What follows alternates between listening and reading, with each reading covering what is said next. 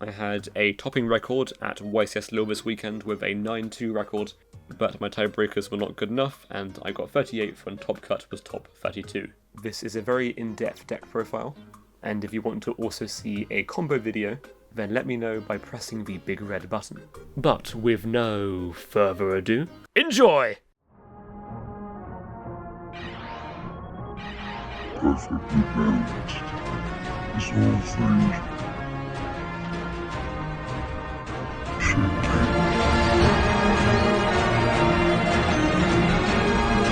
Hello, hope you are having a perfectly balanced day. I just got back from YCS Lille and it was very fun. I have some shoutouts at the end, but we will get into the deck profile first, because I played some very weird stuff in my Yubel deck that made it not that standard. The first thing actually being the card right away here is 1 copy of Spirit, as what is normally standard is 2 copies of Spirit, but I wanted to play a 40 card deck list, and in order to do that I had to minimise on the cards that were not of good enough quality. And while yes, having 2 of this does help you make the rank 10 easier, I don't actually play the rank 10 in my normal extra deck. It's actually in my side deck. There's a pretty complicated reason for that, but we'll kind of go into it more as we get further into this deck profile, as we have 1 Yubel and 1 Terra Incarnate.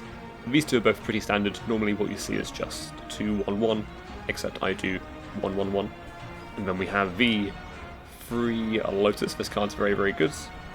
And 2 Dark Beckoning Beast and 1 Opening of the Spirit Gates. I do not play 3 of this card because I find that against hand trap decks, having Beckoning Beast and Lotus isn't actually a great pair, because this then trades really poorly into Imp and Baylor in a situation where I would rather have Squirmer to be able to extend further into those Impums. And Gates is of course a great card, as this card is pretty much branded fusion. I quite like having 2 Squirmer because if you search 1 or dump 1 with Aerial Eater, you then want another one to either search or dump, whichever you didn't do, or you want to have a follow-up one to search on your next turn. And then we have 3 copies of Nightmare Throne. This card is branded fusion, it is insane. People were quite fond of Shifter this weekend. I got shifted I think about 5 times. Throne helps a lot because you can make Phantom a lot more easily with Throne, and Throne can also recur your banished Yubels. Or you can also use Throne to just recycle your Phantoms in a grind game, which does come up. And we have 1 Terraforming to search for Throne, and the 1 Nightmare Pain to grab off of the Spirit. I was considering siding a second one of these for like runic matchups, and in general just going first. If they evenly matched you, then having 1 for turn 3 to search can be quite good. I didn't think it was quite enough to warrant playing over the cards I wanted to play in the deck list instead. I just played the 1 Pain. Then we have the Engravers, 3 Engraver, 1 Lurie, and 2 Tract. I really like 2 Tract over 1 Tract for a few reasons. One reason is that with the loss of 2 copies of Opening of the Spirit Gates, you have a few less starters now. Also, it means that you have a turn 3 play with Engraver in scenarios where you couldn't do that if you only play 1. And the third reason why I like 2 is because if you open up, say like Lurie Engraver, or Tract Engraver, or Engraver plus Engine, you can go into the Necro Equip and then use Engraver to search for Tract, and then draw a card. And drawing a card is always quite nice. Then the last part of the engine is 1 Shivara and 1 Escape. I like this card a lot more than Chamber. The reason being is that I find that the Chamber boards are a lot weaker into double Board Breaker, whereas into 2 Board Breakers, Escape is a lot better, because you can pop the Rage and then add back Shivara, and then Shivara can pop the Desiree, and then Desiree can send a card on the field to grave. With how popular I expected Board Breakers to be this weekend, I was quite insistent on playing this over the Reborn Trap. And then on to the non-engine, of which I play 16. We play 3 talents. I play hand traps, not board breakers, but I still play talents because talents is really good going first and going second. If you hand trap them once and they make like a half board, and talents is really good into that half board. And going first, this card is really good into hand trap decks because knowing what they have in their hand so that you can correctly sequence your interruptions on their turn makes a really big difference. Drawing 2 of this card is a definite risk, and I do play 40, so seeing 2 of this card is quite possible, but I feel like this card was just too good to not play 3 of it personally. And then onto the hand traps, I play 13, which might not sound like a lot for a hand trap deck, but I do play 40 cards. So 13 isn't actually too bad, especially when you don't always have to draw 2 hand traps going second. I play 3 Ash, 3 Nibiru, 3 Imperm, and then I play 4 Bestials in Bold Drake, Mechanamute, and Druisworm. First of all, I do not play Veiler because Veiler felt really iffy to me. Veiler felt really weird into the opening plays from almost every deck. Like, it never really felt like it got much value unless you had Nib, but at that point you can just pair a different hand trap with Nib and it's still very fine. I did not play Droll because I feel like Droll is quite often overvalued in the Yubel mirror match because it doesn't beat the Throne hands or the Lotus hands, and I feel like those are the hands which are the strongest. The bigger reason is that I have Molcharmy and Phantasme in my side deck, which means that post-siding Drollvein conflicts with both of those and Mechanamute. So I didn't really feel like Droll was good enough to warrant these conflictions. For the Bestials, I played 2 Bold Drake over more copies of Druisworm because I play Nibiru and I side deck Phantasme, and Bold Drake pairs really well with Nibiru and Phantasme. These cards in general have just been so crazy this weekend. There were quite a few games where I drew quite poorly, but Bestials just help so much because they're just big bodies that push for damage and can then link climb into the full Fiendsmith combo once you feel comfortable to. And then that is the main deck of 40 cards. On to the extra deck, we have 2 copies of Yama, because I play the Pop Trap, and 2 Yama is pretty important if you play the Pop Trap. 1 Rage, and we have the Fiendsmith package of the White Woman, the Requiem, and the Sequence. We have the Muckraker. This card I think is very important because of Molcharmy. There were quite a few games where I got Molcharmies and I gave them 0 draws because you can do like a pretty good half board under Molcharmy because you can search Vishvara with Yama and then you can discard it with Muckraker to then reborn and then set the trap from Shivara, so that then this way you don't give them that draw from Molcharmy. And then 1 SP because good card is good. And we have 1 Caesar. I play this over the rank 10 because part of my main philosophy for not playing the rank 10 is that the rank 10 mainly comes up when you're already playing the game. And if I'm already playing the game, then I feel like I'm already in a pretty good spot anyway. Caesar you can make a lot earlier than the rank 10 to ensure that the rest of your plays go through into stuff like Bestials and Nibiru. Of course, the rank 10 can be quite good going second also, but that is why it's in my side deck, because I side it in going second. And then for the last 6 cards of the extra deck, we have the Necroquip, the Aerolita, the Desiree, and I play 3 copies of Phantom. I chose to play a 3rd Phantom over playing the rank 10, and one of the main reasons for this is that in the games where my opponent stops me from extending, I can never really get to the rank 10, but I can keep on making Phantoms and stay alive, and then eventually you can link climb higher into your Fiendsmith cards, or punch them with Nightmare Pain. So the 3rd copy ends up being really good in a grind game, and especially because I only play 1 copy of Spirit, so I can cycle this back into the deck, which becomes quite important, because naturally, if all 3 of these are in my graveyard, I cannot use the effects of Phantom.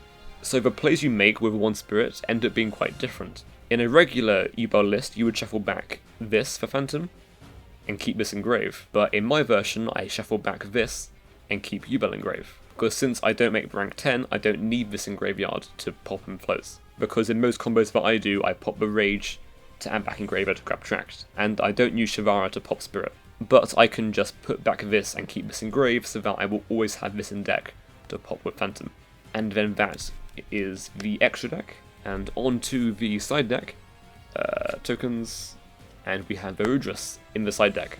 So as aforementioned, I play this in the side deck mostly for going second. I don't play this for my turn 1 board, because I think the turn 1 board without this is actually really good. My full end board from my 2 card combos is Phantom, Desiree, Caesar, and Rage with the Pop Trap, so that I can go Pop Pop, and then Yama can bring back Rage, Rage can add back Shavara, you still have Vs, and then Shavara can pop Desiree to get Ascend if you need to, which I personally think is plenty, and is very fine into board breakers, especially since Darkcrawler is one of the more popular board breakers, along with Droplet, and the rank 10 does not help you beat Darkcrawler or Droplet. So I play this for going second, so that I can push into their board after playing hand traps, and then this acts as a pressure play to clear their board and deal with their follow-up. There is one matchup where I put this in going first, and that is Tenpai. Because against board breaker Tenpai, I feel like Caesar never really sticks anyway, so I'd rather make the rank 10 to negate the Dark Holes and the Raigekis. I play 3 Phantasme. I think if you look at most of my deck profiles over the last year and a half, I've played this card in almost every single deck list. This card is incredible, it's so good, both in board breaker decks and in hand trap decks. It hand fixes, which can be really important in Yubel. It's a body you can make the White Woman with, and it also can be used to negate stuff like Imperm and Soul of Rage. And I also play 3 Molchami. So the idea is that post-siding, I take out these 6, which looks a bit weird, but you're perfectly fine to cut down on these engine cards going second, and you can then put in V6, so that I go up to 19 hand traps. What I also quite liked with V6 is that they give me really good coverage into Ritual Beast. And speaking of Ritual Beast, I played the spice for it, which was Chaos Hunter.